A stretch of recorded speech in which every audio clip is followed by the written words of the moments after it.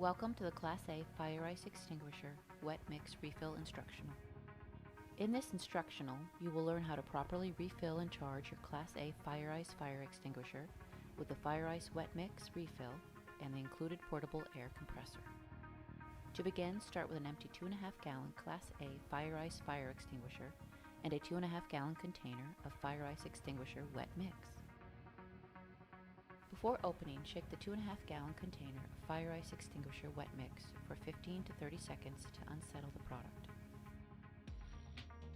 Unscrew the hose and nozzle assembly from the top of the extinguisher and carefully pour the 2.5 gallon Fire Ice Wet Mix into the extinguisher.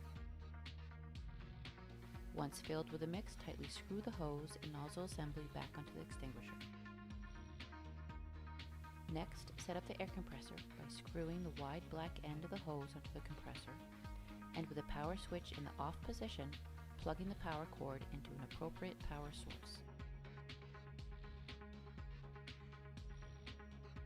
On the hose and nozzle assembly of the extinguisher, unscrew the small cap on the air pressurizing valve. Tightly screw the gold-tipped end of the compressor hose onto the air pressurizing valve.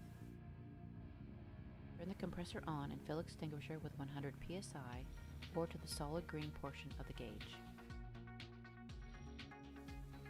Once the extinguisher is appropriately filled, unscrew the compressor hose from the extinguisher and replace cap on the air pressurizing valve. Your Class A Fire Ice fire extinguisher is now charged and ready for use. To properly clean your Class A Fire Ice extinguisher, begin by thoroughly rinsing the extinguisher's canister with water and making sure no gel is on the inside of the canister.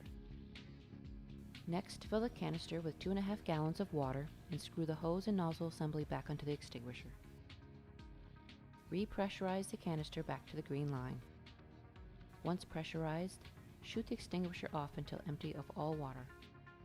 This will allow any excess gel within the hose and nozzle assembly to be thoroughly washed out.